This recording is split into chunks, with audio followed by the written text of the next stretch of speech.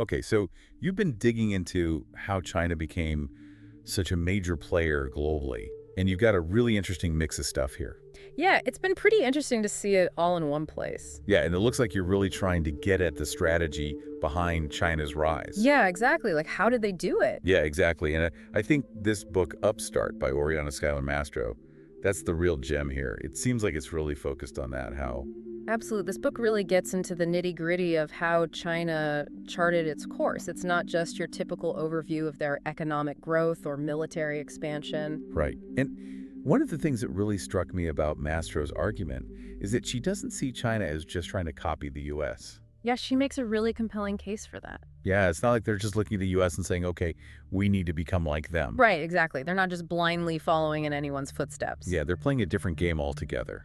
Totally. And that's what I think is so fascinating about her book. And that's where this idea of the upstart strategy comes in, right? Absolutely. That's the crux of her argument. So can we kind of unpack that a bit? Yeah. What exactly does she mean by upstart strategy? So Mastro argues that China uses this kind of three-pronged approach to achieving its goals. She calls it emulation, exploitation, and entrepreneurship. Okay, so it's like a mix of learning from others, Yeah. taking advantage of opportunities, and then forging their own paths. Exactly. It's like they're looking at the world like a giant game of chess. I like that analogy. They're studying their opponent's moves, learning from their successes, but also looking for any weaknesses they can exploit. So it's not just about being opportunistic, it's about being strategic. Exactly, and that's what makes their approach so effective. Okay, so let's dive into a concrete example here. Let's talk about military power. Okay, sure. Now, when we think about a rising power, especially one with China's history, you might expect them to be pretty assertive militarily, right? Right. Flexing their muscles, so to speak. Yeah, exactly. But what's interesting is that China actually took a much more cautious approach early on. Absolutely. They understood that directly challenging the U.S. militarily, especially in those early stages, would have been a really bad move. Too risky. Way too risky. They were outmatched and they knew it. So instead of picking fights, they focused on modernizing their forces internally. So they were playing the long game. Exactly. They were biding their time, building up their capabilities, and waiting for the right moment to assert themselves. And Mastro actually uses the whole situation with Taiwan in the 1990s as a prime example of this, right? Yeah, that's a great example. Back then, China was acutely aware of its vulnerabilities in a potential conflict over Taiwan. They knew they weren't ready for that fight. Exactly. And that's why they've been so cautious about making any aggressive moves in that area for a long time. But that doesn't mean they weren't paying attention to what the U.S. was doing, right? Oh, absolutely. They were watching very closely. Taking notes. Taking notes, absolutely. And they weren't afraid to emulate specific aspects of the U.S. military strategy, particularly in areas where they saw the U.S. had a clear advantage. So it's like they were saying, okay, we might not be able to match them pound for pound yet, but we can at least learn from their successes and try to close the gap. Exactly. And one of the key areas where they did this was in developing their space capabilities. Right, which makes sense when you think about how reliant modern militaries are on satellites for navigation intelligence gathering. Exactly. And they also invested heavily in ballistic and cruise missiles, recognizing their strategic importance in a potential conflict. So they were picking their battles, carefully focusing on areas where they could gain an advantage without directly provoking the U.S. Exactly. They were playing it smart. It's fascinating how they were able to modernize their military without triggering alarm bells globally. Yeah, well, they did make some strategic moves that definitely raised eyebrows. Like what? Their Coast Guard, for example. Ah, yes, the Coast Guard. They've built up the world's largest Coast Guard. Which is kind of sneaky when you think about it, because it's not like a traditional military force. Exactly. It's not something that's going to set off alarm bells in the same way that, say, a massive expansion of their Navy might. But it's incredibly effective for asserting their presence and their interests in those contested waters close to home. Precisely. It's a perfect illustration of their exploitation strategy, finding these unconventional but highly effective ways to advance their interests without triggering a major response. It's like they're playing 3D chess while everyone else is playing checkers. Something like that. So we've talked about their military strategy, but what about diplomacy? How does that fit into this upstart strategy? Well, that's where things get really interesting because China decided to completely ditch the traditional playbook when it comes to diplomacy. In what way? Well, you know how the U.S. put so much emphasis on military alliances, right? NATO being the prime example. Right, the whole idea of collective security banding together with your allies. Exactly. But China looked at that model and decided it didn't really suit their needs in a post-Cold War world. Too constrict. Yeah. They saw it as too rigid, too likely to drag them into conflicts they didn't necessarily want to be a part of. So what did they do instead? They decided to forge something much more flexible, what they call strategic partnerships. Okay, and what are those exactly? Well, that's the thing. They're intentionally vague. Intentionally. Yeah, they don't come with the same kind of ironclad security guarantees that you see with traditional alliances, and they don't lock China into any particular course of action. So it gives them a lot more wiggle room. Exactly, and that's precisely what they were going for. These partnerships are all about flexibility, allowing China to engage with a wide range of countries without making any hard commitments. And it seems to be working for them. Oh, absolutely. They've managed to cultivate these strategic partnerships with countries all over the world. And this is where it gets really interesting and kind of mind-blowing. Mastro points out that over half of America's allies also have these strategic partnerships with China. Yeah, it's pretty remarkable when you think about it. It's like they're playing both sides. In a way, they're hedging their bets, keeping their options open. And no one seems to mind. Well, some people do, but it's a testament to how effective their approach has been. They've managed to build these relationships without alienating too many people. It's a really fascinating example of how China is rewriting the rules of diplomacy to suit its own interests. Absolutely. They're not afraid to chart their own course. Okay, so they're playing it cool militarily. They're shaking up the world of diplomacy. But what about security cooperation? What do you mean? Well, you know how the U.S. has always positioned itself as the go-to partner for countries looking for security assistance. Right. We train their militaries, we sell them weapons, we help them build up their defenses. Exactly.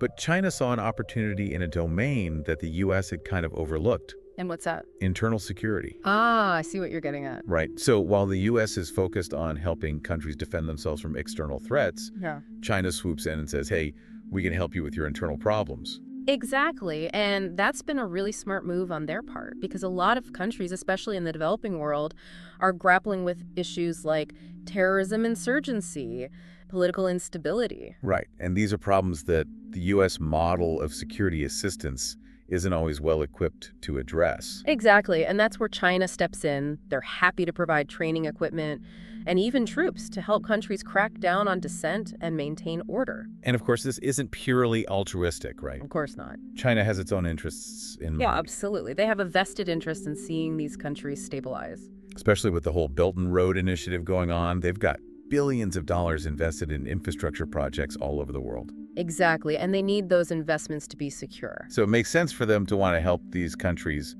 beef up their internal security. Precisely. It's a win-win for them. It's a really smart strategy when you think about it. It is. It's a classic example of how China is thinking strategically about its long-term interests. So they're playing the long game in every sense of the word. Absolutely. They're thinking decades ahead. It's almost like they're playing 3D chess while everyone else is still trying to figure out checkers. Chuckles. I think that's a pretty apt analogy. Okay, so we've talked about hard power, but what about soft power? How does that factor into their overall strategy? That's a great question, and it's one that Mastro addresses in her book.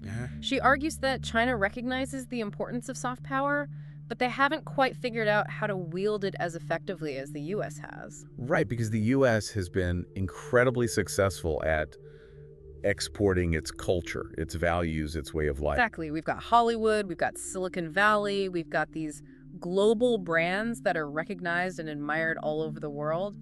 And China wants a piece of that. Of course, they understand that soft power can be just as important as hard power when it comes to shaping global perceptions and influencing other countries. And what are they doing to try to catch up? Well, they've been investing heavily in their own media outlets, trying to create a global presence for Chinese culture. Like Confucius Institutes and things like that. Exactly. They're trying to promote Chinese language and culture abroad. But it doesn't seem like they've been as successful as they'd hoped. No, not really. I mean, they've had some successes, but they're still playing catch-up in a big way. Why do you think that is? Well, I think part of it is that the Chinese Communist Party still exerts so much control over their media and their cultural output. Right, it's not exactly a free and open market of ideas. Exactly, and that makes it difficult for Chinese culture to truly resonate with a global audience. It's hard to compete with Hollywood. Exactly. Hollywood is still the gold standard when it comes to global cultural influence. So what's China to do? Well, they have found some clever ways to leverage their massive domestic market to gain a degree of soft power. Oh, like how? Well, take Hollywood, for example. They've managed to influence how China is portrayed in movies by controlling access to their enormous market of moviegoers. Right, because if you want your movie to be a blockbuster hit, you need to get it past the Chinese censors. Exactly, and they know that. So they're essentially using their economic clout to shape global narratives.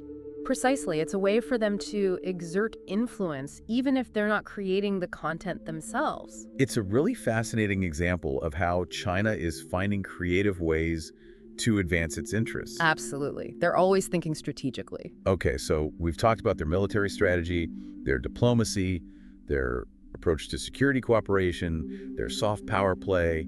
It's clear that they've been playing a very sophisticated game. Oh, absolutely. They're not just reacting to events, they're shaping them. And that brings us to the big kahuna, the thing that underpins everything else, economic power. Right, because at the end of the day, it all comes down to economics. Exactly. And it's no secret that the US dollar sits at the heart of the current global order. It's the world's reserve currency. And China knows this all too well. Oh, yeah. They've been studying our playbook very carefully. And they've been playing the long game patiently, but strategically working to shift that balance of power. Exactly. They understand that economic power is the key to achieving their long-term goals. So how have they been going about it? Well, for one thing, they haven't shied away from engaging with the existing system. You know, they embraced free trade agreements, they joined the World Trade Organization. Right, they're not trying to tear down the system, Oh, they're trying to work within it, at least for now. but they're also not afraid to bend the rules when it suits them. Exactly. They've been accused of unfair trade practices, intellectual property theft, currency manipulation. Right, and they've been using their economic clout to bully other countries. Yeah, there have been instances where they've used their economic power to punish countries that have challenged them politically. Or like when they cut off rare earth mineral exports to Japan back in 2010. Exactly. That was a real wake-up call for a lot of countries. It showed the world just how much leverage China has. And how willing they are to use it. Exactly. So it's a delicate balancing act for the rest of the world. Absolutely. You've got to engage with China economically, but you also have to be aware of the risks. And you have to be prepared to stand up to them when necessary. Exactly, because they're not afraid to play hardball. Okay, so they're engaging with the system, they're bending the rules, they're playing hardball, but they're also playing the long game. Oh yeah, they're thinking decades ahead. And one of their key goals is to internationalize their own currency, the renminbi. Right. They recognize the immense power and influence that come with having a globally dominant currency. And they're slowly but surely chipping away at the dollar's dominance. It's a long and challenging process, but they're making progress. It's like they're playing this game of economic chess making, strategic moves to position themselves for dominance in the long run. Precisely, and it's a game that everyone else is watching very closely. Because the stakes are incredibly high. Absolutely. The outcome of this economic competition will have profound implications for the entire world. Okay, so we've covered a lot of ground here. We've talked about China's military strategy, their diplomacy, their approach to security cooperation, their soft power play, their economic ambitions. It's clear that they've been playing a very strategic and very effective game. Absolutely. They've made a remarkable progress in a very short amount of time. And it all comes back to this idea of the Upstart strategy. Exactly. Yeah. They've managed to achieve so much by being adaptable, by being opportunistic, by being strategic. And by playing the long game. Exactly. But it's not just about understanding their past successes, is it? No, of course not. It's about understanding how this strategy is going to evolve as China continues to rise. Exactly, because the stakes are only going to get higher. And the competition is only going to get fiercer. Absolutely. So in the next part of our deep dive, we're going to delve even deeper into these questions. Sounds good. We're going to explore how China's growing power is reshaping the global landscape and what it means for the rest of us. I'm looking forward to it. Me too. This is a conversation that I think everyone needs to be having. I agree. So stay tuned. So it's not just about playing catch-up. They're not content with just copying what others have. No, they're aiming for the top spot, and they're not afraid to rewrite the rules to get there. It's like they looked at the global economy and said, Okay, we're not just going to be the factory of the world anymore. Right. They're moving up the value chain. They want to be the innovators, the leaders in these cutting-edge industries. And their industrial policy is a big part of how they're making that happen. Absolutely. It's one of the key tools they've used to guide their economic development. It's fascinating how they've been able to combine state direction with market forces. It's a delicate balancing act, but they've managed to make it work for them.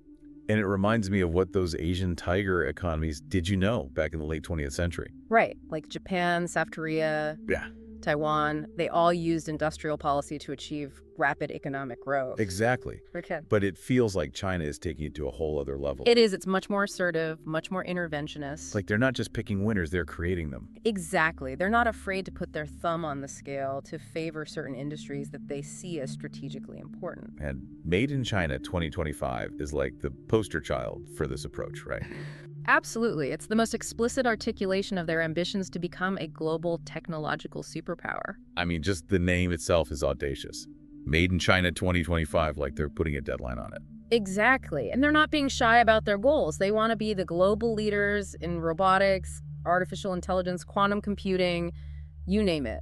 A bold plan, to say the least. It is, and it's one that's been met with a mix of awe and apprehension. To put it mildly. Yeah, some people see it as a threat to global economic stability. Like they're worried about China tilting the playing field in that favor. Exactly, and there are concerns about forced technology transfer, intellectual property theft, unfair competition.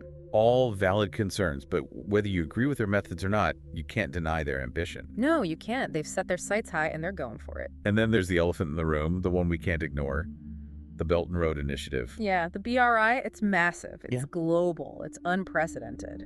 Every time I see a map of it, it just blows my mind. It's like this sprawling network of roads, railways, ports, pipelines stretching across continents. It's truly mind-boggling, the scale of it, the ambition of it. It's like they're single-handedly trying to redraw the map of global trade. In a way, they are. They're creating new trade routes, new economic corridors linking China to the rest of the world. And it's not just about infrastructure, is it?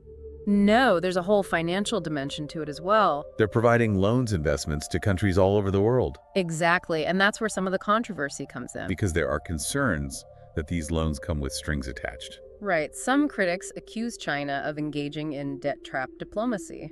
Like they're intentionally lending money to countries that can't afford to repay it, just so they can gain leverage over them. Exactly. It's a serious concern and one that we need to be paying close attention to. Absolutely. But it's also important to remember that China is providing much needed infrastructure and investment to countries that often struggle to attract it from other sources. Right. For many developing countries, China is seen as a more willing partner than the West. So it's a complex issue with no easy answers. It is, and it's one that's going to have a profound impact on the global balance of power in the years to come. No doubt about it, the Belt and Road Initiative is a game changer. Absolutely. It's a sign of China's growing ambition, its willingness to project its power and influence on a global scale. It's like they're creating their own sphere of influence. In a way they are, and that's something that's making a lot of people nervous. Understandably so, this is uncharted territory we're in. Absolutely. We've never seen anything quite like this before. So how do we make sense of it all? That's the million-dollar question, isn't it? It is, because it feels like we're at a turning point. I think the old rules don't seem to apply anymore. Like we're entering a new era of geopolitics. Exactly, and we're all trying to figure out how to navigate this new landscape. So what's the answer? If I had that answer, I'd probably be a very wealthy consultant. Maybe we should start a consulting firm. There you go. But seriously, this is something that we all need to be thinking about very carefully. We do, because the stakes are incredibly high. The decisions that we make today about how to engage with China are going to have far-reaching consequences. Absolutely. They're going to shape the world that our children and grandchildren inherit. So no pressure. None at all. Okay, so we've talked about China's industrial policy, their grand ambitions with Made in China 2025, the sprawling Belt and Road Initiative. It's clear that they're thinking big, thinking long-term, and playing for keeps. Absolutely. They're not messing around. But what does it all mean for us? That's the question we're going to tackle next. Because understanding China's strategy is one thing. But figuring out how we respond to it is another matter entirely. Exactly, and that's what we're going to explore in the final part of our deep dive. I'm looking forward to it. Me too. Stay tuned. It's like we're all trying to figure out our next move on this giant global chessboard. But Mastro seems to be saying that it's not enough to just react to China. We need our own proactive strategy for dealing with a rising power that plays by a different set of rules. Exactly. One of the most thought-provoking ideas in the book is that maybe instead of trying to copy China's every move, we should be encouraging them to emulate our successes. So instead of always playing catch-up, we should be setting the pace, making them adapt to us. Exactly. It's about focusing on our strengths, the areas where we still have a clear advantage, and making sure we maintain that edge. Like what, for example? Well, technological innovation is a big one. That's always been a key driver of U.S. economic growth and global influence. Right, we've got Silicon Valley, we've got this culture of entrepreneurship and risk-taking that's really hard to replicate. Exactly. And that's something that China, despite all its progress, hasn't quite been able to match. So we need to double down on that, make sure we're investing in research and development, fostering innovation, creating an environment where new ideas can flourish. Exactly. And at the same time, we need to be addressing the weaknesses that China has been so good at exploiting. Like our reliance on manufacturing in China. That's a big one. Yeah. We've seen how that dependence can be used as leverage against us. Exactly. Yeah. So we need to diversify our supply chains, bring manufacturing back home, or at least to friendlier shores. Exactly. And we need to be investing in our own infrastructure, our own workforce, to make sure we're competitive in the long run. So it's not just about countering China, it's about strengthening ourselves. Exactly. It's about playing to our strengths and shoring up our weaknesses. And that's where this idea of entrepreneurship comes in, right? Exactly, because we can't just rely on old strategies in this new world. We need to be bold, we need to be creative, we need to be willing to try new things. Exactly. And that might mean making some tough choices, challenging some long-held assumptions. Like what? Well, Mastro actually suggests that the U.S. might need to rethink its approach to engaging with countries that have questionable human rights records. That's a controversial one. It is, but her point is that we can't afford to be too idealistic in this new world. So it's about being pragmatic, putting our interests first, even if it means getting our hands a little dirty. In a way, yes. It's about recognizing that the world is a messy place, and sometimes you have to make deals with the devil. It's a tough pill to swallow, but I can see where she's coming from. It's about being strategic thinking long-term and not letting our emotions cloud our judgment. Right, because at the end of the day, it's about survival. Exactly. It's about making sure that the U.S. remains a global leader for generations to come. So what's the takeaway here? What should we be doing differently? Well, for one thing, I think we need to be much more clear-eyed about the challenge that China poses. Right, not just dismissing them as a threat or pretending that they're going to become just like us. Exactly. They're not going anywhere, and they're not going to change their stripes anytime soon. So we need to learn to live with them, learn to compete with them, and hopefully find ways to cooperate with them when it's in our mutual interest. Exactly. It's a delicate balancing act, but it's one that we have to get right. Because the stakes are incredibly high. Absolutely. The future of the world may depend on it. That's a sobering thought. It is, but it's also a challenge that I think we're up to. I hope you're right. Me too. Well, it's been a fascinating deep dive, really eye-opening. That's my pleasure. I feel like I've learned a lot, and I hope our listeners have too. Me too. And I think the key takeaway here is that we need to be having these conversations. We need to be thinking critically about the world around us, and we need to be prepared to adapt to a rapidly changing global landscape. I couldn't agree more. Well said. Thank you. And on that note, I think we'll wrap things up for today. Sounds good. Thanks again for joining us. It's always a pleasure picking your brain. Anytime. And to our listeners out there, thanks for tuning in. We'll see you next time.